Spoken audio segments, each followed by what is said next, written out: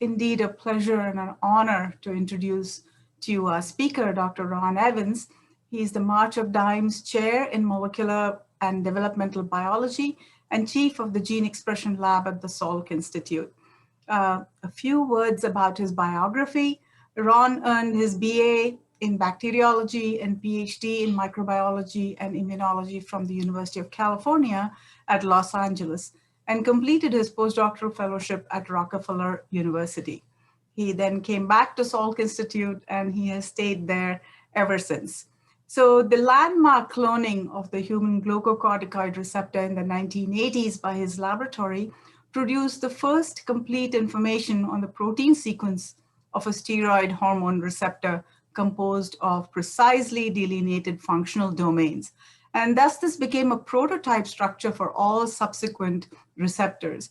And shortly thereafter, the lab isolated and identified mineralocorticoid, thyroid hormone, retinoic acid, and retinoic acid X receptors, and established a core structural homology and thus the existence of a nuclear receptor superfamily.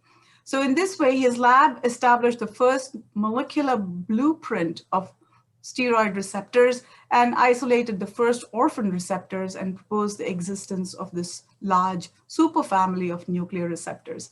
This was but a beginning of a flood of papers on discoveries, a superfamily of 48 genes called the nuclear hormone receptors that respond to steroid hormones along with thyroid hormone and vitamin A and D, as I mentioned.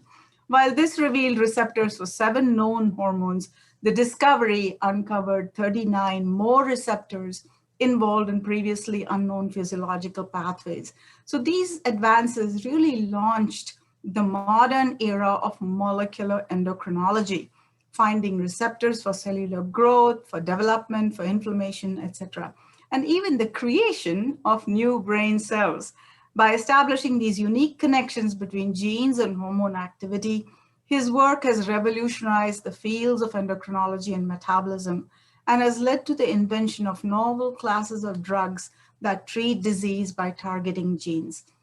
His new interests are in pancreatic cancer, and also how to control weight using pills. Very interesting topics indeed. So he's received numerous awards, accolades, such as the Albert Lasker Basic Medical Research Award, the Gardner Foundation, the Wolf Prize, etc. And needless to say, he has more than 200 papers in the literature, really a humongous contribution to the field. Thank you very much, Ron, and the podium is yours.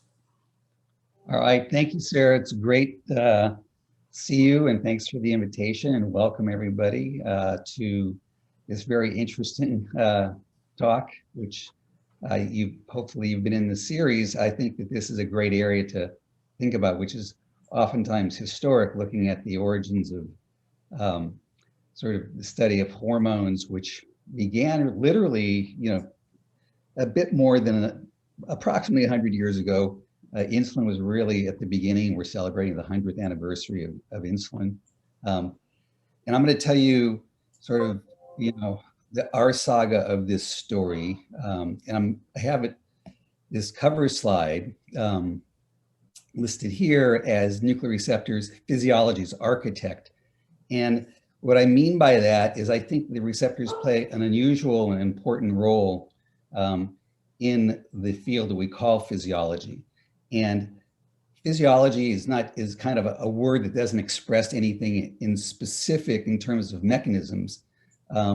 But the nuclear receptors, and I'll tell you, actually by their nature of their character and the nature of this superfamily, really became dominant players and gave rise to a genomic approach to looking at physiology as opposed to the medical approach. So the word physiology is really something that you can see and measure in the blood, you can feel, you can diagnose, but it doesn't tell you typically anything about the mechanism. And so I'm going to explore that in a little bit more detail. Now, getting back to my actually original title, Nuclear Receptor Superfamily, a Rosetta Stone for Physiology. As some of you may know, the Rosetta Stone, which is this basalt tablet that has this series of inscriptions on it in Greek and in Egyptian hieroglyphs and in Demotic, 3 different languages. It was carved in 196 BC. It was discovered in 1799 near the town of Rosetta, which is why it's called Rosetta Stone. And it is the key to sort of the decipherment of hieroglyphics, which couldn't have been done really without the Rosetta Stone. In this particular case, I'm in terms of physiology, which is the sort of theme of this discussion. I use the Rosetta Stone to illustrate nuclear receptors at the top, such as LXR or FXR or PR or estrogen receptor, ER or retinoid receptors. These are the receptors. The receptors bind to specific target sequences like AGGTCA, which is a common binding site for nuclear receptors of one class. And then there are the hormones that regulate this. And so each of these alone does not tell you a lot. You need to have the receptors, the target sequence, and the regulator to put it all together. So I'm going to step back a little bit to look at the origin of discovery of some of the hormones that are relevant in trying to understand this part of physiology. And that begins on the next step with looking at William Harvey. He's probably one of the more appropriate people to begin the discussion of physiology and physiologic homeostasis.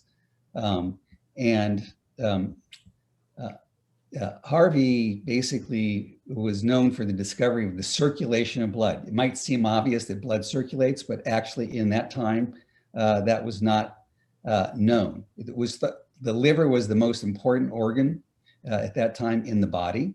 And because of that, the people thought that blood was made in the liver and then was disappeared and was just kept being remade in the liver. And what Harvey discovered was that the heart was actually the most important organ in the body, and that it was a pump, and that blood never left. It just kept circulating around. He wrote in his most famous paper, De Moto de Cordis, that is the motion of the heart, which was published in 1628, that the nature of the heart really is the creation of a circulatory system. This is like giving an astronomer a telescope. It really changed the way in which you view body function and what is happening in the body. And so this began sort of, and he's sometimes called the father of physiology, and this was really close to the origins of that process. And so I'm going to jump ahead now from William Harvey to another great physiologist. This is Claude Bernard. And Claude Bernard is known for developing the concepts of physiologic homeostasis, and I'll talk about this in the next couple slides, which, as he describes, is the physiologic is rather the maintenance of the internal environment, or the milieu intérieur, which is the basis of a free and independent life. He looked at what's happening in the body as really what is controlling life. And he studied this in a lot of detail.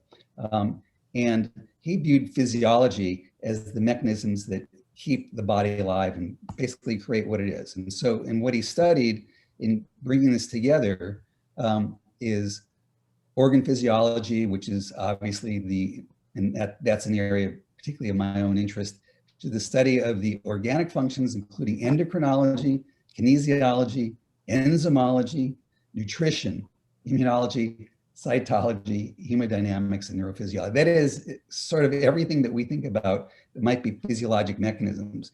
He took the big picture in trying to understand what this might be. So that was a key advance. And based on his work and his famous publication in this area called The Principles of Physiology, the field began to change in its function. And two disciples away from Claude Bernard was someone who became a great physiologist is Walter Cannon. And Henry Pickering, who was the chair of physiology, trained with Claude Bernard. And Henry Pickering then trained Walter Cannon, also at Harvard, who then also became the head of physiology at Harvard. And in 1915, let's go here, Walter Cannon developed the concept in the name homeostasis, and which is what he sort of continued the ideas of Claude Bernard, the product of multiple cooperating mechanisms. He particularly studied the fight or flight response, that is the adrenal gland and the role of adrenaline, which he named, in the stress response, and that connected the brain to an organ, and then the response of the organ back to the brain. And so he said these systems are connected by circulating factors in the blood. That's why the beginning with William Harvey and circulation of blood, hormones are communication entities that circulate. And so this is part of the entire nature of total body control. And so that was a major advance in trying to conceptualize the nature of physiologic mechanisms. And he said there are multiple mechanisms in different parts of the body. They need to cooperate and coordinate with each other. And when they do, things are good. When they don't, things are not so good.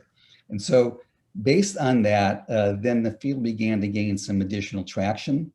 And the next key person that is important, particularly in the hormone receptor field, is Edward Kendall. And Edward Kendall was known for the discovery of thyroid hormone.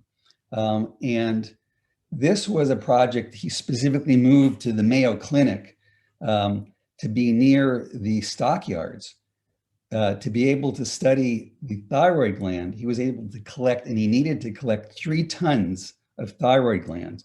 And from that, he made extracts that he would test for their activity in cell culture and in animals.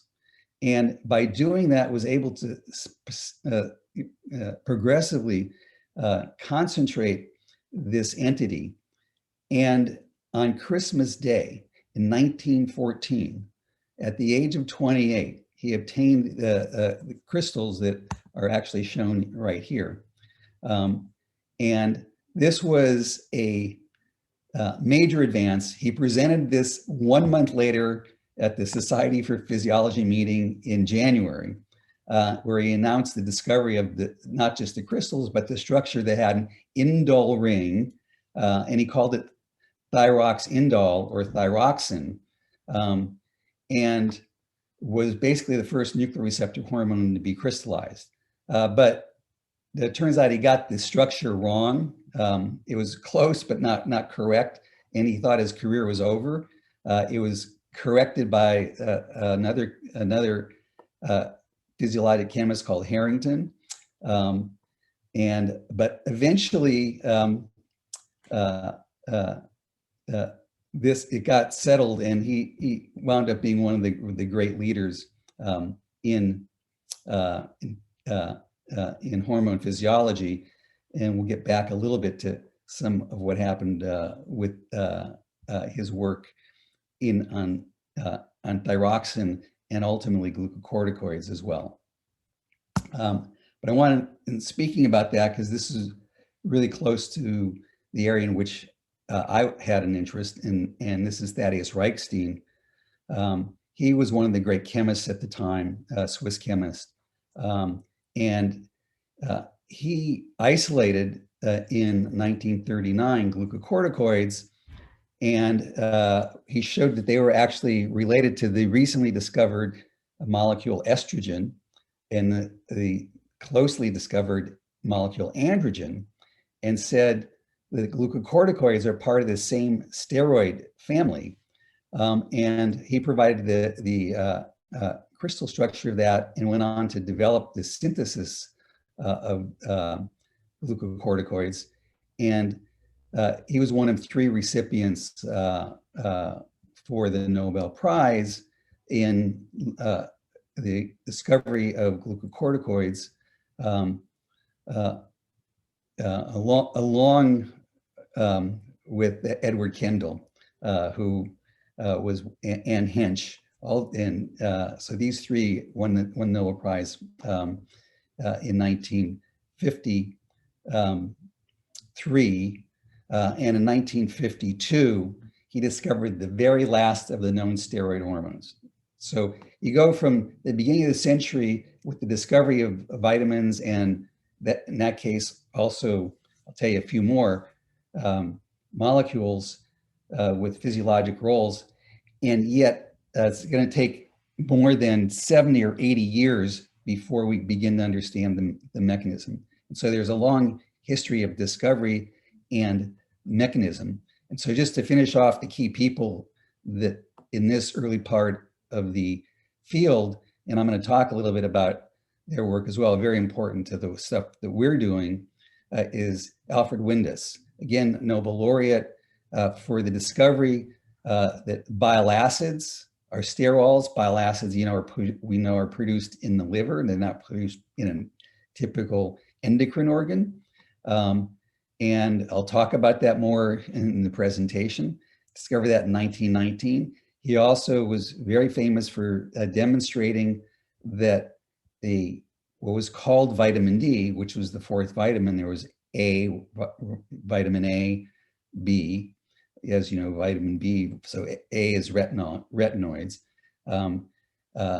C, everyone knows vitamin C, and then vitamin D. They just came in letter order. And so he said vitamin D is a sterol, and bile acids are sterols. And so there's a relationship between these, and which was a major conceptual advance. And he also showed how sunlight impacts vitamin D to create an active form to prevent, at that time, rickets, which had no good treatment for it. So he had a big impact on the field. And the last of the people that I'm going to mention is Elmer McCollum. He and Osborne and Mendel discovered vitamin A, that was in 1913, and vitamin D in 1916. But of course, it was Windus who determined the structure and made the connections between vitamin D and sterols. And so he won the Nobel Prize, but McCollum didn't. Which was some of the interesting history in that area. So now if we just go to look at what was actually being discovered, and in particular, this is the first the hormone that was described by Kendall, which is thyroid hormone. You can see its simple structure. It's a derivative of modified form of tyrosine amino acid. And if you look at retinoic acid, completely different. It's derived from the mevalonate pathway. And there is this a classic ring structure in this in this molecule, but not chemically related. Then we have the discovery of vitamin D. You can now begin to see actually this component of vitamin D is chemically the same as this component over here for retinoic acid. And as we elaborate the other discoveries that I talked about, bile acids, you can see this, again, this ring here, the A ring is this ring right here. And basically this tracks up and becomes closed into a series of additional components that give rise to sterols. And so bile acids are basically sterols or steroid-like molecules. The other components that I didn't discuss much in the intro is fatty acids that are important as well as not only dietary components, but as would become future hormonal ligands for subsequently discovered nuclear receptors. And then the glucocorticoids, which is shown here. And you can see, again, this is the mevalonate pathways. You're forming cholesterol. Basically, steroids are cholesterol backbones that are modified heavily, as is bile acids. And in fact, the only way to get rid of cholesterol from the body, and it's one of the reasons that cholesterol is a problem, is obviously it's very lipophilic, but it is also very valued, and there's no way to specifically eliminate cholesterol except for things like scraping your skin or sloughing off skin, or the conversion metabolically of cholesterol to bile acids. And that conversion is basically the only mechanistic way to get rid of cholesterol, which is why it's such a problem, because bile acid as a synthesis from that precursor is highly regulated. And in disease mechanisms, that gets blocked up. That leads to increased cholesterol levels in the blood. And that creates all sorts of metabolic and physiologic problems. So moving on to the next part. And Sarah, yeah, I just realized I normally have a timer on this, but I don't have the timer on this. So maybe you can give me a little bit of warning as we go on. So let me plow forward we now have this sort of development of novel different kinds of chemical entities that are the basis of this whole class of hormones that were developed in the first half of the century. And then traction began to look for the mechanism. And it was said by Henry Bourne in 1970, but basically in 1970, there was no clear mechanism for most hormones, and that signaling was not even a field. People looked at hormones and what they do, but the idea of signaling and signal transduction was not a field. It's not completely true, but it's mostly true. People looked at what these things did, but not how they did it. And in fact, it was really going to be almost impossible for them to look how they did it, because in the case of each of these hormones, the secret was going to be all sorts of events happening in the nucleus. They didn't even know about the nucleus. They didn't know really what was going on, but that began to gain some traction when the field advanced and Elwood Jensen took radio-labeled estrogen. And when he looked at the ovaries in female chickens, actually, he saw that estrogen was concentrated in the nucleus. And if the hormone was in the nucleus, then he said, then perhaps the action and the target of estrogen is in the nucleus as well. And maybe it's a regulator of gene activity. So this was a major conceptual advance. And he had a big impact on the field, and that led others. And simultaneously, there were other physiologists who were working on this concept, but didn't know how to take the idea from its operating the nucleus to a mechanism at that point. Still, many people thought that steroids acted in the cytoplasm by altering ribosome activity, because you could see that when you gave these hormones, you changed the synthesis patterns of lots of proteins. Therefore, it looked like it was translational.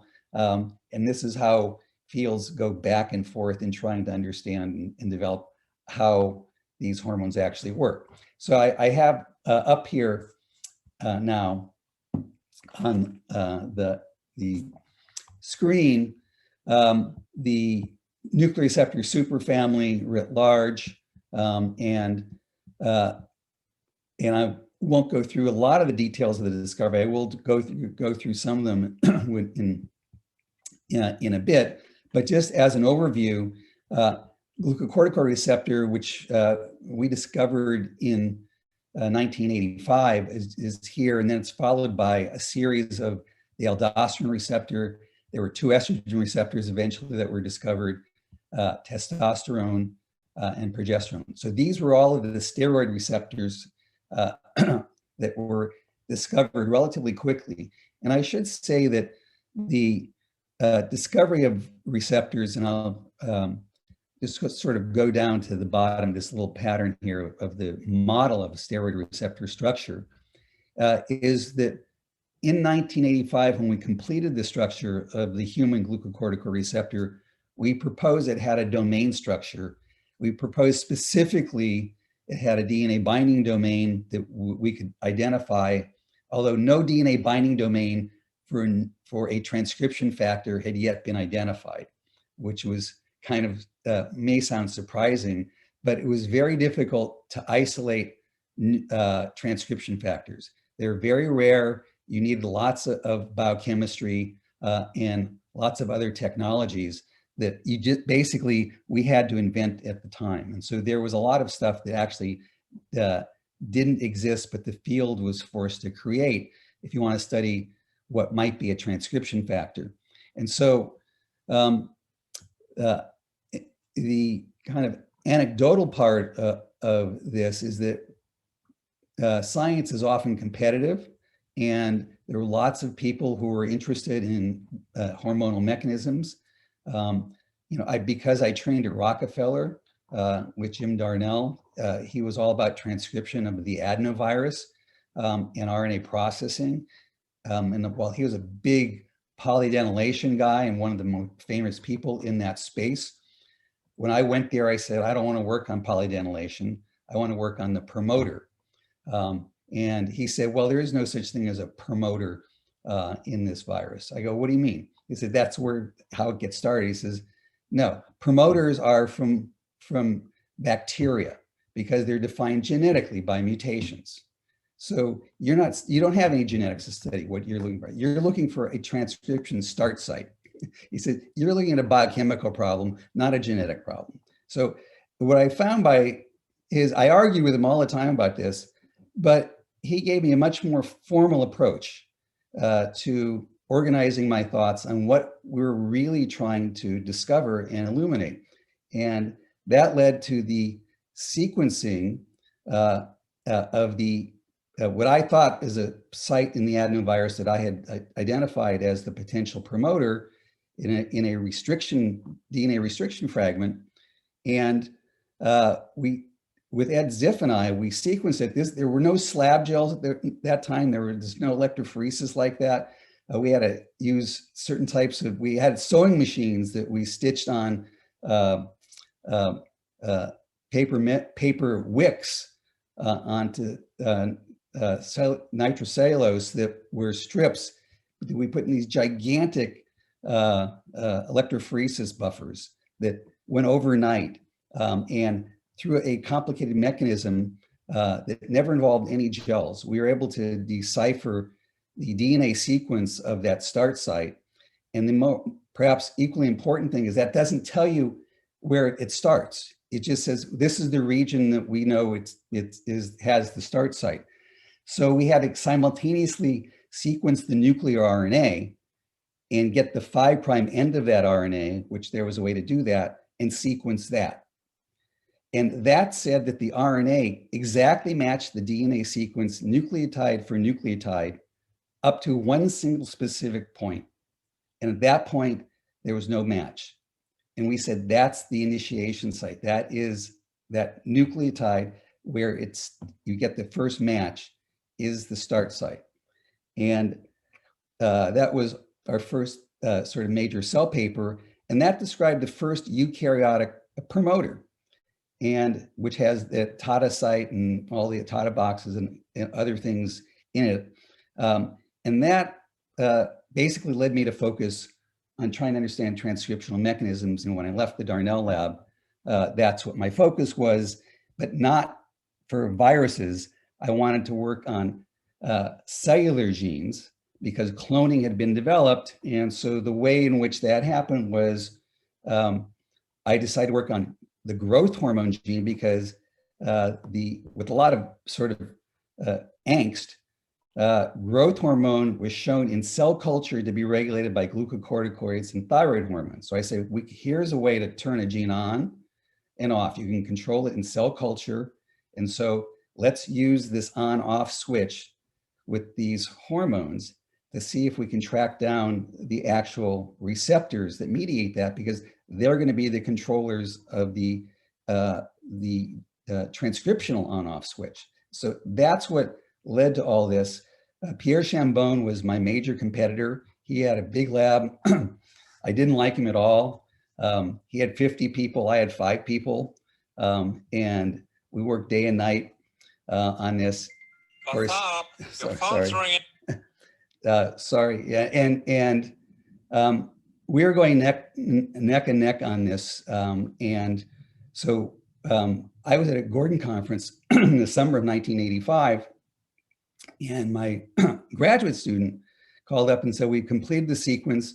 And I had them give it to Russ Doolittle at UCSD, and he kept a handcrafted list of RNA viral of retrovirus sequences that were being done at that time.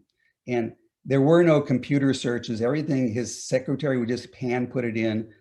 And he took our sequence and he called up my student, Stan Hollenberg, and said, there's a match. And the match was to a retrovirus called Herba. Now, which is a myeloid and leukemia virus.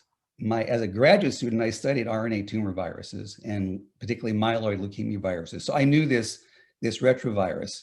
And I was at this Gordon conference. I left that day. I just left the conference, got in my car, drove about 90 miles an hour to the airport, came back, and we wrote the paper in about 3 days. Submitted that in the end of August. It was accepted at the end of October and published in December. And we actually had 2 papers in the same issue. One was on the structure of the glucocorticoid receptor, and one was on this interesting homology with the retrovirus. And what we said is the homology is likely to be the DNA binding domain. And because it had zinc coordination cysteines, we said it might be a zinc finger. It became to be a novel domain, and it was the first actual domain for a transcription factor that was predicted. We didn't have the proof at that time, but that's what it was. And so you see how the field now begins to change to a mechanistic level. And so I was very happy that we got what we wanted. We did what we were looking to do, but the bigger surprise came exactly 1 year later. We published that the Herba sequence, we had cloned the cellular homologue of the retroviral Herba, and it looked like a nuclear receptor. We had to completely sequence. We used our tricks to express it in cells, and we collected a library of different compounds. But a lab in New York, Herb Samuels, was trying to purify thyroid hormone receptor. He was well known for doing that. And he said he got from the cells, he got an RNA. And when he translated it, it can't give rise to 2 proteins. And interestingly, when we translated from Herba, it gave the exact same 2 proteins in terms of size. And so he said, wonder if it's Herb's hormone, thyroid hormone. And that would be fun for me because my very first grant in 1979 was hormonal control of gene expression with a goal of cloning the glucocorticoid and thyroid hormone receptors. And everyone thought this is like aspirational because nothing like that's been done. But oddly, in the 1985 to 86 timeframe, we happen to get those too. And that then again changed my view. And what quickly happened is I wasn't just interested in glucocorticoid or thyroid hormone receptors, but there was a bigger picture that was emerging, because with our southern blots and hybridization, we saw lots of bands on these gels with the DNA binding domain saying there are other receptors out there. We thought at that stage, because of work with Bert O'Malley and Janake Gustafsson, the progesterone receptor, the androgen receptor, and the vitamin D receptor had all been cloned. And so this now had all of the vitamins and all the known hormones were completed. So that might seem to be it, and we could study it, but we saw, wait, there's a lot more bands there besides those. And what's that? And I felt like we were standing at a very pivotal point, like looking, sometimes I make the analogy to King Tut's, the discovery of the tomb of King Tut. How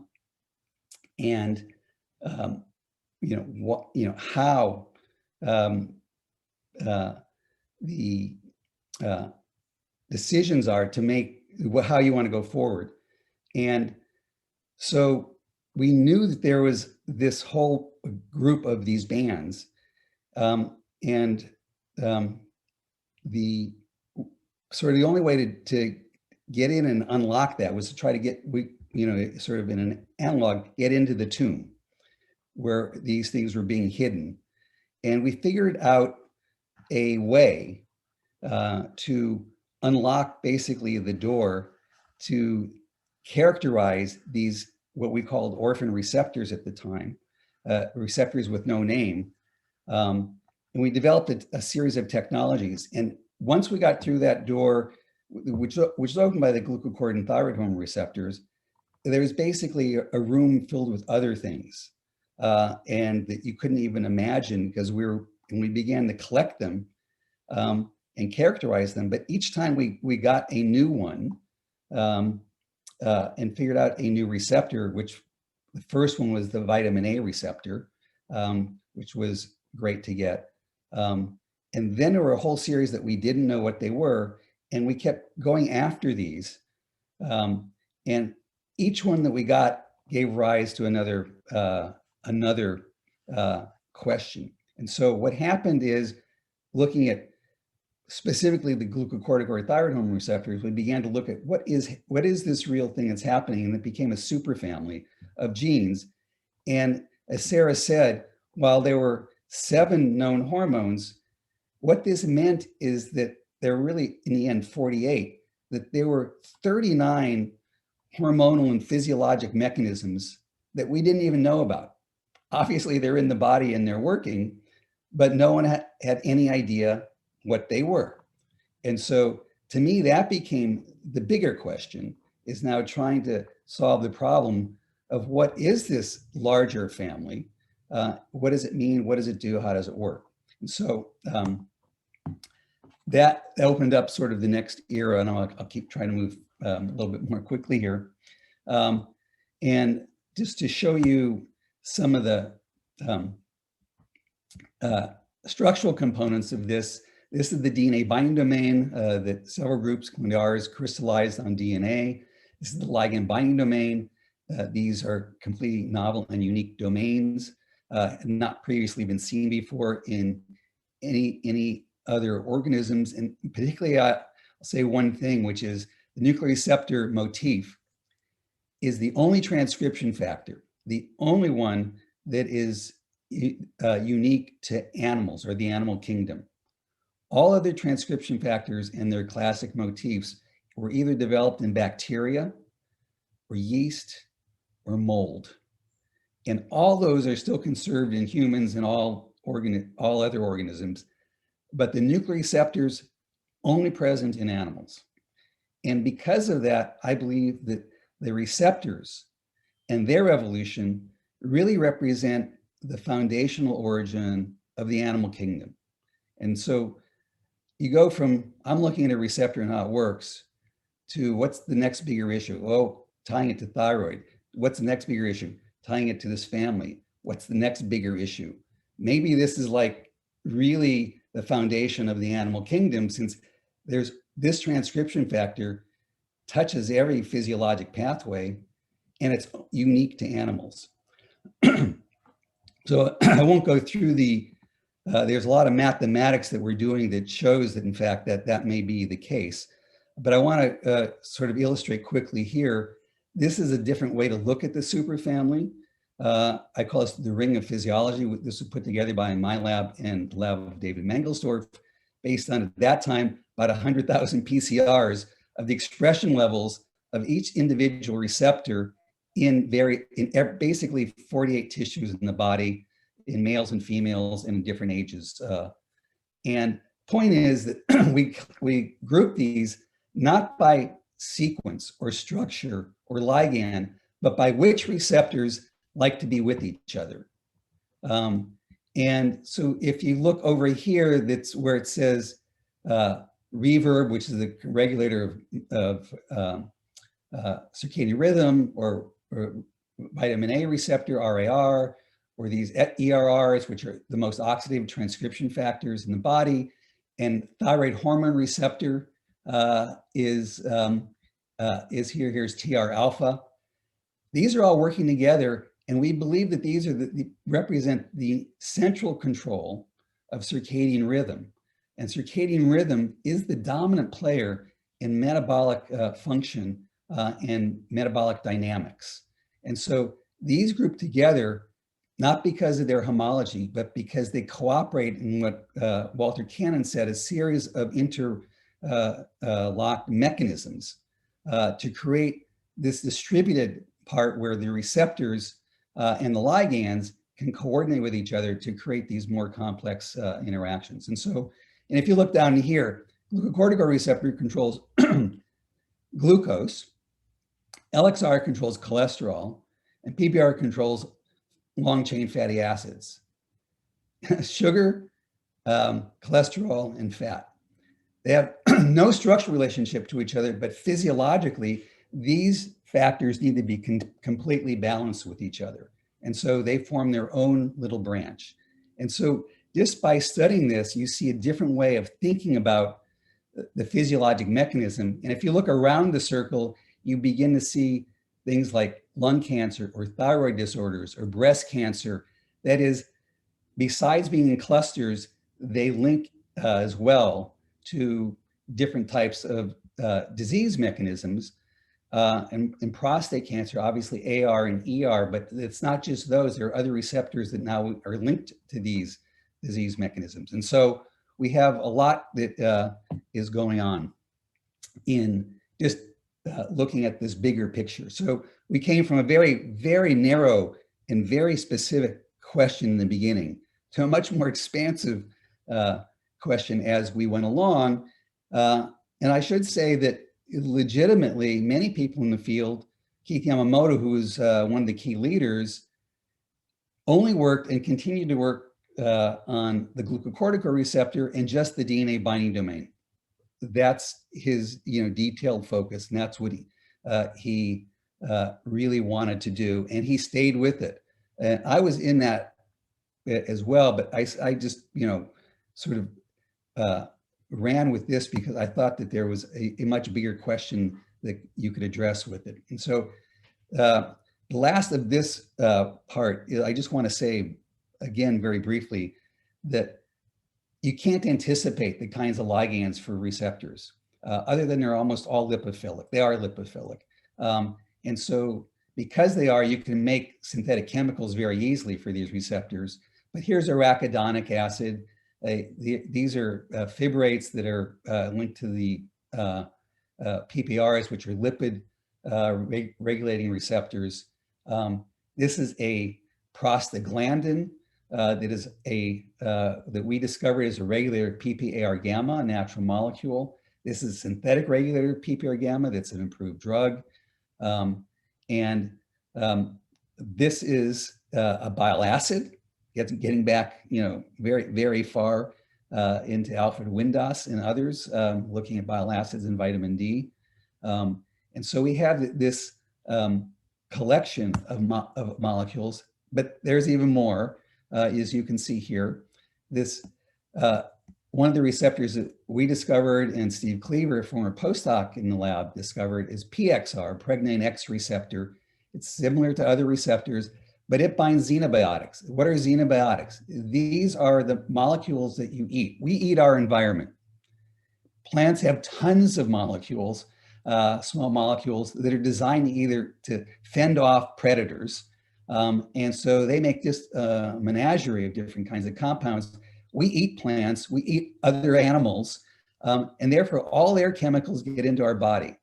Mostly these get metabolized by the xenobiotic response system in the liver. When you have a toxin that comes in or potential toxin, it's recognized by this receptor or a related receptor called CAR, but principally PXR.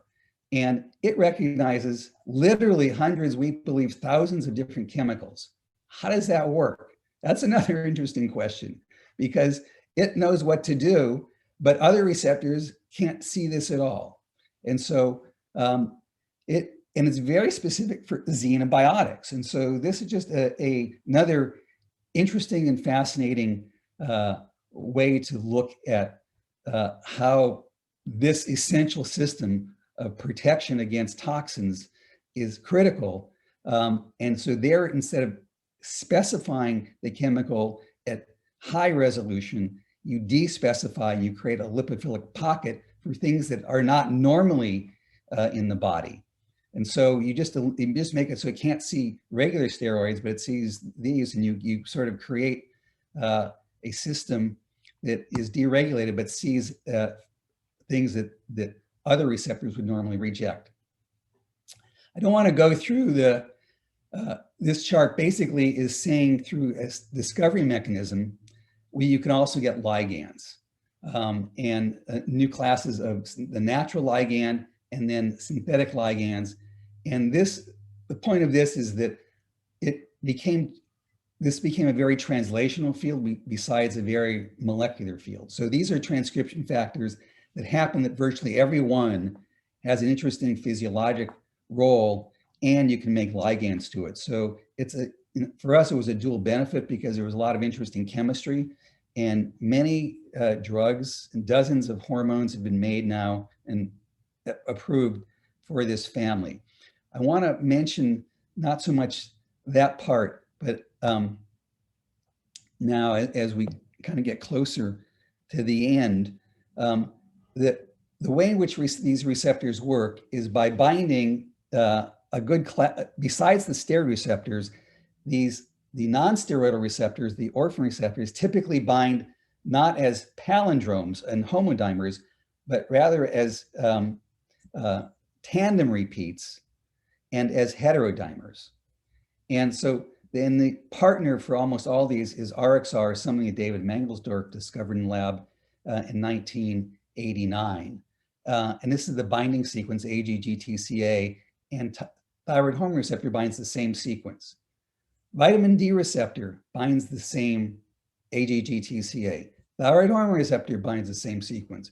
Retinoic acid receptor binds the same sequence. How do you get receptors for a vitamin, thyroid hormone, and a retinoid, all that bind to the exact same sequence in tandem with the same partner, RXR, to control these different physiologic mechanisms?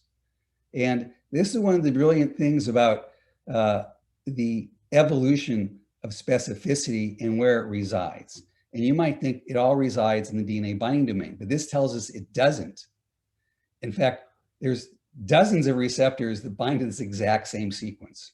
And so what does that mean and how does that work? And I'll just very briefly tell you, because I find that this was a fascinating discovery made by Kazuma Sono in my lab in the early 90s. And what he said, and because he had kind of an eidetic brain, he could see all these DNA binding sites and imagined what it might be. And he was just tireless at developing this theme. And the key, as he came up with, is something called the 3-4-5 rule. And you see that 3, 4, 5. This is the spacing of these two identical half sites. So this one is spaced by 4. And when it's spaced by 4, thyroid hormone receptor binds to it. And this could be any 4 nucleotides.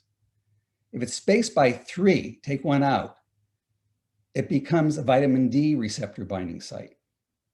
If the same exact sequence is spaced by 5, it becomes a retinoic acid receptor binding site. So the specificity is not in the binding site sequence, it's in the random nucleotides that are not recognized at all. And why is that? It's because you exploit the structure of the double helix. And when you add a nucleotide, you entirely rotate each of these response elements relative to each other by 3.4 angstroms. So you create a stereochemically different site. It is stereochemically specific. That one receptor learns that's its site. It doesn't see the other sites. And so you can go from one nucleotide, you can go a 0 spacer, which happens, spacer of 1, spacer of 2, 3, 4, 5. And what happens is that those response elements just move around the double helix relative to each other. So they exploit the fundamental 3-dimensional structure of the double helix to create unique stereochemistry that now allows this family to develop. It's the easiest way possible to evolve a new physiologic pathway by saying, I'm just going to add one nucleotide and now a new physiologic pathway evolves, right? So you have vitamin D, thyroid hormone receptor, you're on your own. Okay, one nucleotide and you have a thyroid hormone response element. And so this was a kind of brilliant way to evolve an entire new physiologic mechanism by this single least complicated change possible, a non-recognized nucleotide, one single nucleotide. And so, and with that, you can see how the principles of physiology have now come to be more about the molecular level at which the physiologic mechanism evolves from. These evolve from the genome outward, not from the outside inward. And by virtue of that, I think the animal kingdom became unique because the receptors allowed this rapid development. Most of these receptors and their ligands interact with the environment, materials from plants and other metabolites. And that gave animals a very valuable selective advantage relative to other types of living organisms such as bacteria or yeast. I'm going to end briefly on the bile acid pathway and the bile acid receptor. I'm just going to skip bile acids. You might think is just sort of surfactants that help you absorb lipids when you eat, which is true. And that's how most people think of them. And that's why 20 years ago, people stopped studying bile acids, because every bile acid in humans, in dogs, in rats, in mice, in snakes, in horses, I mean, they figured out the bile acid species composition in every animal, which is unique. Lizards, doesn't matter. But these are only relevant in animals. Again, these are not part of the signaling or cascades in other organisms. But the point is, these were thought to be about digestion. That's what they are. If you look at the complexity of the enzymatic evolution to produce these structures, this is not random. This is a very deliberate and evolved pathway. And in humans, it produces about 34 different kinds of bile acids. And that's great to know. But what we found out, and I'm just going to sort of end on this note, is that these bile acids have many different functions in the body. I'll go back here 1 second. Here we go. And one of the things is in 1995, we discovered a bile acid receptor called FXR. That means nucleoreceptors are combined bile acids. That makes bile acids hormones. People don't like to think of them as hormones. They like to think of them as, surfactants. But when you dump bile acids into your intestine. They're made in the liver. That's in response to a meal. Yes, you need to absorb the lipids, but in fact, you're immediately activating the bile acid receptor all throughout the intestine. It's also highly present in the pancreas, highly present in the liver, highly present in the adrenal gland and the kidney, and many other sites in the body. All these bile acids are resorbed back into your bloodstream writ large as they're carrying lipids, but they're also carrying information that activate these other tissues during a meal to do the right thing at the right time. And so this is a nutrient and an entity that's solubilizing lipids, practically speaking, so you can bring them in your body, but is packed with knowledge, basically, like any other hormone. And I'm going to end by skipping ahead to a last conclusion. See, I was more ambitious than I wanted to be. Okay, let's see. I can get, I'm skipping a story that I'm trying to get through this slide base. Okay, here we go. So this is what I wanted to get to. What's up? Okay, I'm getting, sorry. I don't know what I did here. I changed my, I may have to skip this because I think I went into, sorry guys. Okay. I know we're, all right. This is something that I call biocarta. This is building the biome. And this basically is the idea that bile acids are dynamic. They have more than 3 or 4 different combinations. The adrenal gland has 2 steroids. The bile acids are more than 30 or 40 species. And they change with diet, they change with genetics, and they change with disease. For example, if you have an APC min mutation, which is linked to colon cancer, that mutation, single mutation alone in the gut, causes a 4-fold increase in bile acid pool production. It's a 400% increase. Just imagine that's your salary. It's a big change. And so these pools are very dynamic. They respond to genetics and they respond to food, environment. And they're always circulating in your blood. So I call this now a liquid organ. That is, its action it begins its life in the liver, stored in the gallbladder, released with a meal, and then it sweeps through the body to trigger a series of coordinated events. So it's acting like a regular endocrine gland, but it's not in one place. It's acting simultaneously everywhere. And so I call it a liquid organ because it's doing many, many things simultaneously in a distributed fashion through all these different components. So it's just a way to conceptualize how that might work. And based on that, you can then take each bile acid species and begin to rethink about redefining them, not just by the lipids that they work with, but by the targets that they activate. So some will stimulate FXR, some are antagonists, some alter the microbiome, others don't. Many, but not all, are involved in lipid absorption. We know that several are good agonists to the vitamin D receptor. It's not just a vitamin D receptor. Remember, going back to Windus, the similarity between bile acids and vitamin D. This loves bile acid. So TGR5 is a cell surface bile acid receptor. PXR and CARB, both of the xenobiotic receptors that bind and metabolize bile acids. High-fat diet changes it. APC min, as I mentioned, changes it. And if you look and give values to each of these components, you then can begin to sort of get a way to redefine this system. Instead of just being these chemicals and trying to look at what they do, you can now begin to classify them based on a series of parameters. And this, I think, redefines the field of bile acids into a very different state. This is a new sort of conceptual approach to thinking, how does this evolve?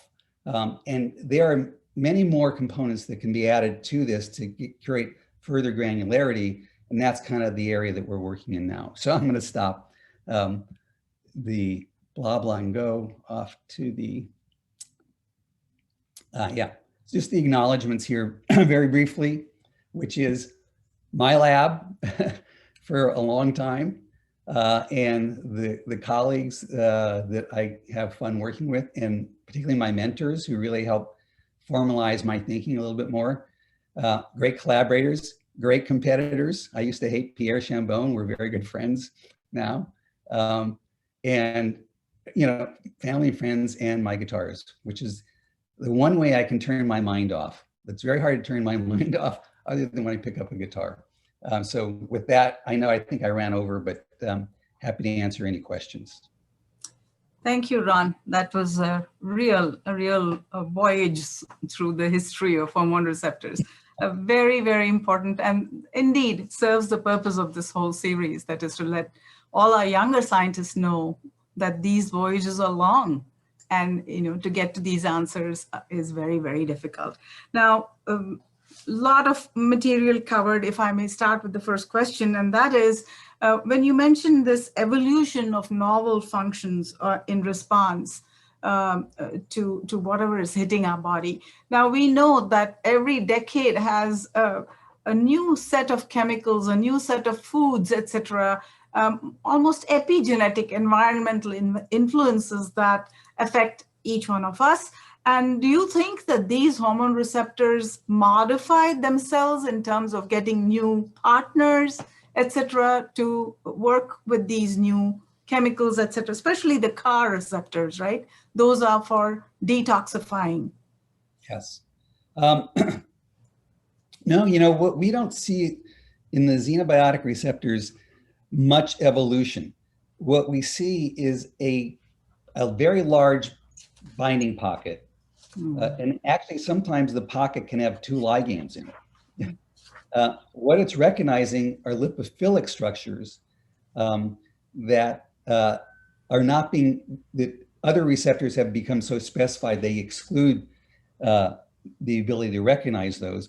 But by creating this larger pocket with lots of ways where hydrophobic components can interact with it and get stuck, what happens is that they induce what's called xenobiotic response, which by itself, which is very relevant here, is the same response, whether you're one kind of toxin, whether you're a natural metabolite, whether you're, a chemotherapeutic, that you're having for cancer therapy, that the xenobiotic response basically is a unified mechanism for systematically modifying these chemicals and basically allowing you to pee them out.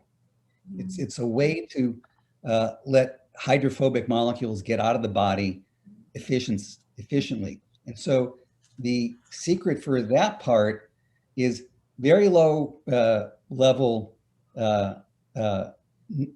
It's very easy to activate one of those receptors. And they basically increase breakdown.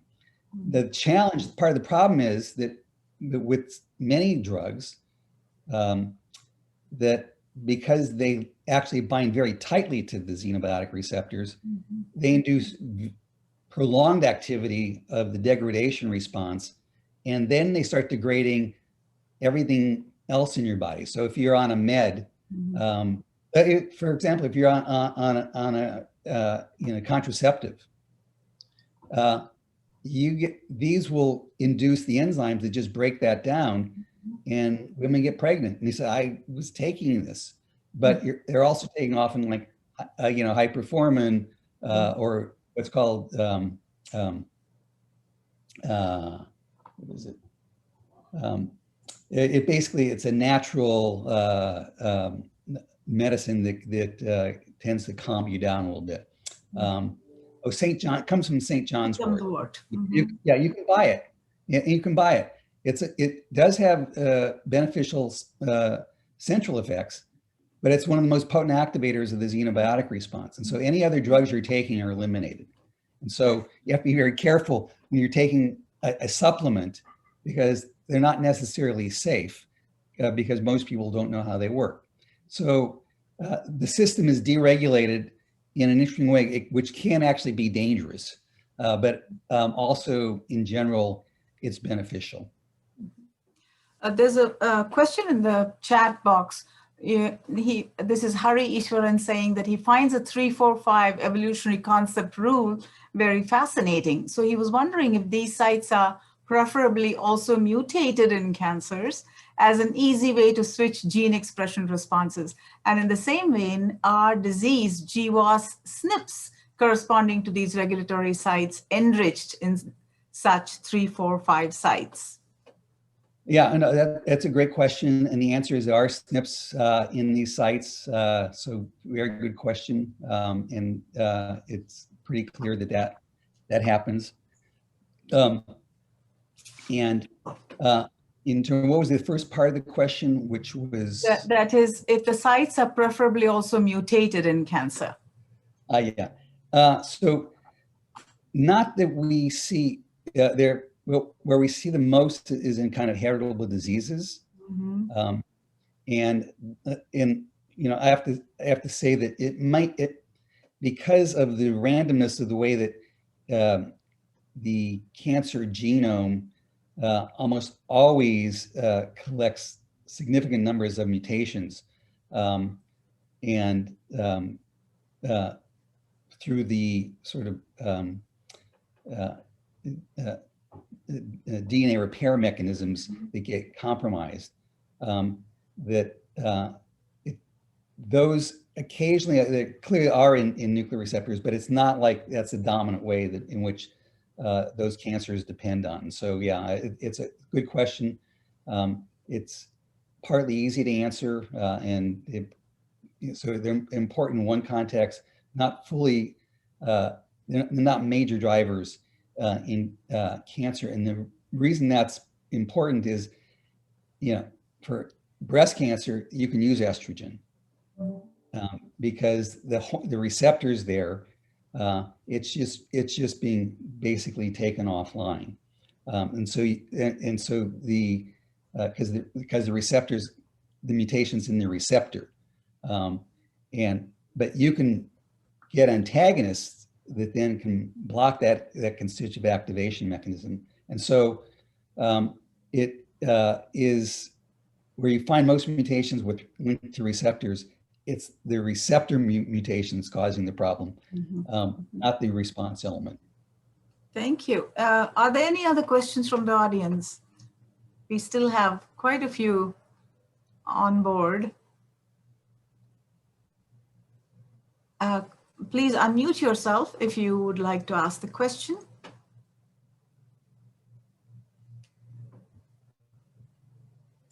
And I don't see that anybody is posing a question. And so thank you, Ron. This has been wonderful. Thank you for your time and your attention and a lovely talk. Sarah, thank you. Thanks everybody for listening. Indeed. Enjoy. All right. Bye-bye.